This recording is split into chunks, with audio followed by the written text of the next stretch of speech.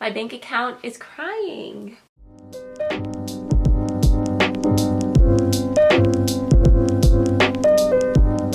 Hi Beats, it's EKG. Welcome to my YouTube channel. Today I will be doing a book haul for you all. These are all of the books that I have accumulated since the start of 2021. I just thought I'd show you the stack. My bank account is crying, but it's okay. We're here, we're gonna talk about books today. And yeah, thank you so much for joining me. I hope you're doing well. The first book that I have hauled recently is Chimamanda Ngozi Adichie's Half of a Yellow Sun. And I have been meaning to read one of her novels. So I'll read to you the back of the book just to give you a little information. This haunting novel of love, war, and moral responsibility is set against the backdrop of a seminal moment in African history, the Nigerian Civil War, and the unforgettable characters who experienced this tumultuous decade. This sounds super informative. I want to start diversifying my reading for the next 6 months of the year. I just figured that I pick up some of Adichie's work. I know she has countless novels and I love her book and talk on why we should all be feminists. So I cannot wait to read more of her work. This next book, guys, when you see the cover, you're going to be like, this is you in a book, at least cover wise. And the next book that I have is Otessa Moshfegh and Homesick for Another World, which is a collection of short stories, I believe. And I mean, get into this cover, guys. I'm obsessed. You guys know I'm the outer space queen. Love a good outer space moment. And I have to read My Year of Rest and Relaxation, I know, but truthfully, I'm not that drawn to the story right now. So I'm gonna read the back of Homesick for Another World to you. There's something eerily unsettling about Otessa Moshfegh's stories, almost dangerous, while also being delightful and funny. The characters in this highly anticipated debut collection are unsteady on their feet, they yearn for connection and betterment, but are often tripped up by their own baser impulses and existential insecurities. I have existential insecurities, so that's what drew me to this book. The next book that I hauled is a James Baldwin, my second James Baldwin, and that is Giovanni's Room. I started reading this, and when I tell you Baldwin's writing is like silk, it is so smooth, so addictive, and very soft and devastating, but essentially, Giovanni's Room is about a man living in Paris who becomes or gets into a relationship with another man, and it's very tumultuous, and you get insight into the main character, their feelings, what happens at the end. It sounds like a love triangle sort of situation, and we all know how much of an icon James Baldwin is. He will forever impact the world of literature with his writing, his voice, and his characters and stories. I am very inspired by him. I cannot wait to read more of his work. So another book that I hauled has been on my TBR for 2021 since the start of the year, and I'm so excited. I cannot believe I have it, although I wish I had a better edition because I'm not the biggest fan of this one. And that is Murakami's Norwegian Wood. The story is following Toru, a serious young college student in Tokyo, is devoted to Naoko, a beautiful and introspective young woman, but their mutual passion is marked by the tragic death of their best friend years before.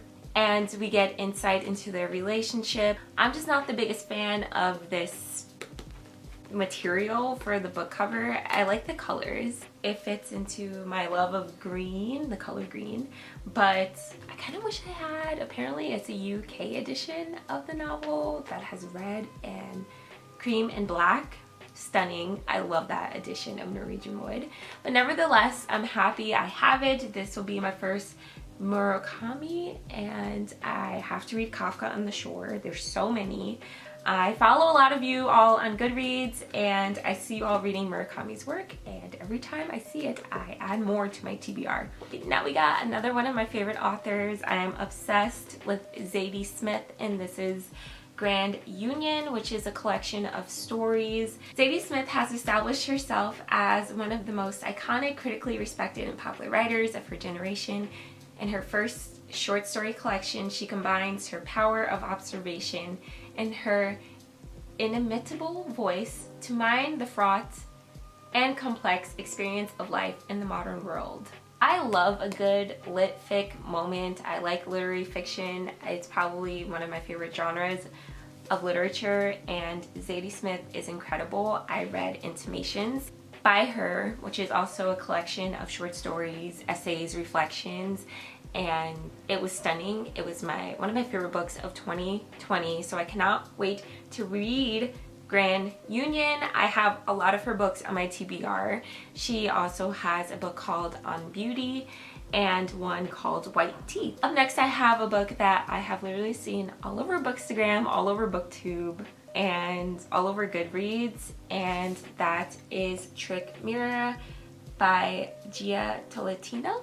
This is just basically a collection of essays, sort of, and observations. And oh my god, perfect timing, because Zadie Smith, I don't know if the camera is gonna focus, but Zadie Smith wrote a blurb for this book. And so the back says, Gia Tolentino is a peerless voice of her generation, tackling the conflicts, contradictions, and sea changes that define us in our time. Trick Mirror is an enlightening, unforgettable trip through the river of self-delusion that surges just beneath the surface of our lives. And each essay, Tolentino writes about a cultural prism, the rise of the nightmare social internet, the advent of scamming as the definitive millennial ethos, the literary heroine's journey from brave to blank to bitter, the punitive dream of optimism, which insists that everything, including our bodies, should become more efficient and beautiful until we die. I want to cry reading that. Oh my god, I was really going for the big dogs, you know? I was going for the classics, I was going for the icons, and that is Joan Didion. Let me tell you what I mean. I have seen Joan Didion's work once again everywhere, and I know she has a book called The Year of Magical Thinking, which is actually very tragic, and the White Album, as well as Play It As It Is, I believe, or Play It Like It Is. And I don't know, I just decided to pick this one up, and I mean, stunning. Love this. When I publish a book, I want a picture like this. And let me tell you what I mean is a collection of essays from 1968 to 2000, which have not been gathered together until now, showcase Joan Didion's incisive reporting, her empathetic gaze, and her insights on writing. They touch on subjects ranging from newspapers. The problem is not so much whether one trusts the news as whether one finds it, to the fantasy of San Simeon, to not getting into Stanford. I have come to learn that books about writing or about writers or about main characters who are writers are my favorite. So I cannot wait to read this. I am so excited. Let me know what your favorite Joan Didion book is. And we're gonna start seeing a theme, because as I have gone through this pile and then the last couple books that I have for you all, I am realizing one thing, and that I am going through a short story / essay collection moment, which is very reflective of what I've been feeling lately. I don't know, I want to read some different things. I don't really have that much poetry. Who am I? Anyway, the next book is another collection of short stories, and that is Lot by Brian Washington. And let me tell you what drew me in to this collection. A quote from Ocean Vuong, okay? Right here. It's Ocean Vuong approved, which means I have to read it because I am a stan of Ocean Vuong, and anything he says I will do. This story is set in the city of Houston, a sprawling, diverse microcosm of America. The son of a black mother and a Latino father is coming of age. He's working at his family's restaurant, weathering his brother's blows and advice, resenting his older sister's absence, and discovering he likes boys. And this cover is stunning. I know Brian Washington is an amazing author, and I cannot wait to read his work and dive into it. I am feeling this so much. It is very timely with it being Pride Month this month, and I cannot wait to read these perspectives. So a book that I bought a while ago, kind of sort of at the beginning of the year, which has been on my to buy / to read list for quite a while, is Everything I Never Told You by Celeste Ng. I read Little Fires Everywhere and thoroughly enjoyed it, and some people say this one is actually better than Little Fires Everywhere, so I'm super hyped for it. And the back says Lydia is dead, but they don't know this yet. So begins this exquisite novel about a Chinese American family living in 1970s small town Ohio. Lydia is the favorite child of Marilyn and James Lee, and her parents are determined that she will fulfill the dreams they were unable to pursue. But when Lydia's body is found in the local lake, the delicate balancing act that has been keeping the Lee family together is destroyed, tumbling them into chaos. And this sounds very heartbreaking, and like I need to be in the right mind space to read it, and I am still looking forward to digging into this book, into this tragic story, and I'm sure I'll learn a lot about the dynamics of family, especially from a Chinese American perspective, which is something that I will really appreciate and honor, and I can't wait to get into it. Okay, so we have a OG coming up, and that is Toni Morrison's Sella.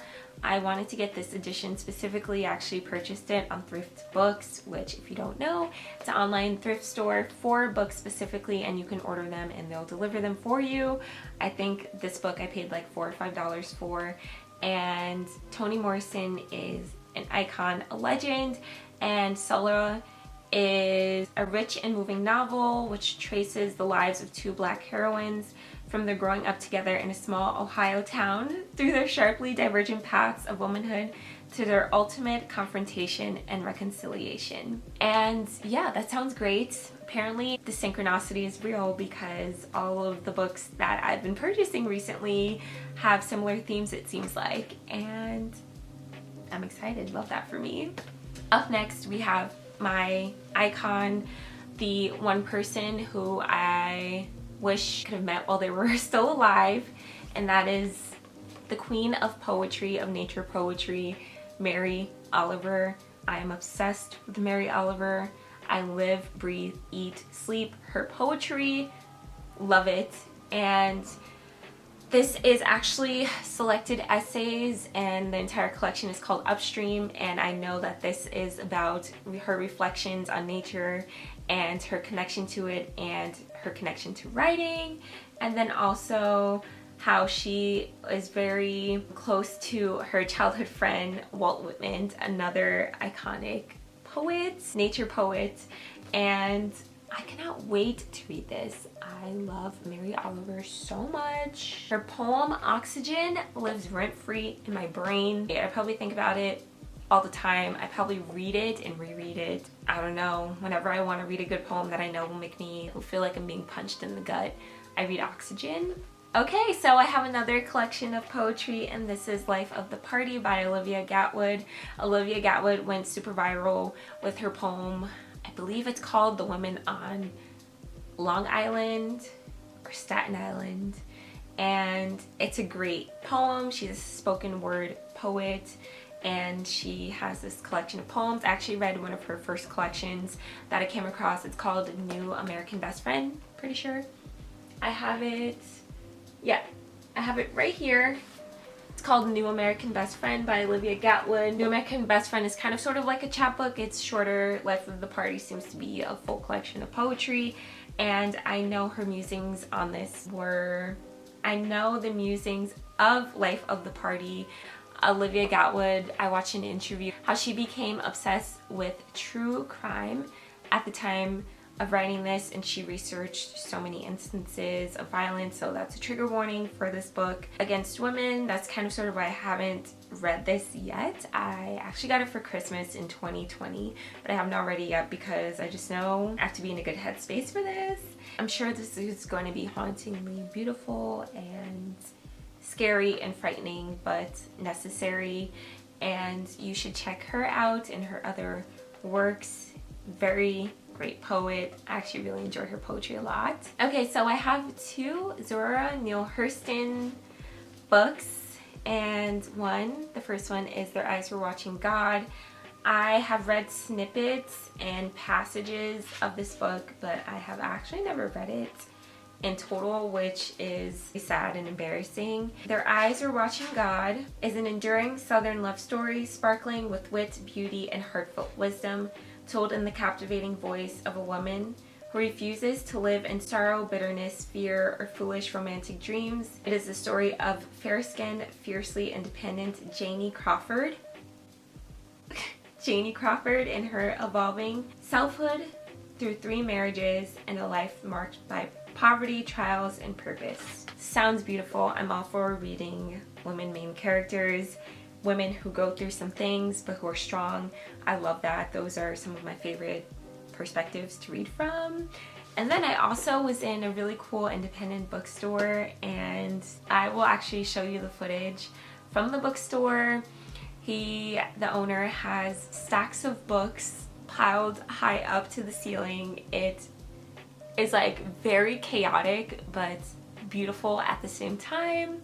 And in that store I hauled Hitting a Straight Lick with a Crooked Stick by Zora Neale Hurston. The cover is stunning. I love the colors, and it looks like lilies in water. An outstanding collection of stories that flash with Hurston's biting satiric humor as they share revelations about love and migration, gender and class, racism and sexism that proudly reflect African American folk culture. All are timeless classics that enrich our understanding and appreciation of this exceptional writer's voice and her contributions to America's literary traditions.